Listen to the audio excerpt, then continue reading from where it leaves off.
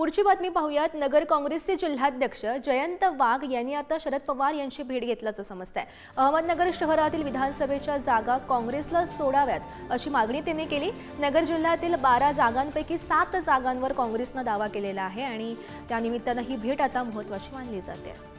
नगर जिल्ह्याच्या बाबतीमध्ये विशेषतः करून नगर शहर आणि श्रीगोंदा तालुका या दोन मतदारसंघाच्या बाबतीमध्ये साहेबांशी आम्हाला चर्चा करायची आहे की जे मतदारसंघ दोन्ही राष्ट्रवादीकडे होते मागच्या वेळेस, पण आजची परिस्थिती पाहता तिथे काँग्रेस आज तुल्यबळ आहे, चांगल्या परिस्थितीमध्ये आहे।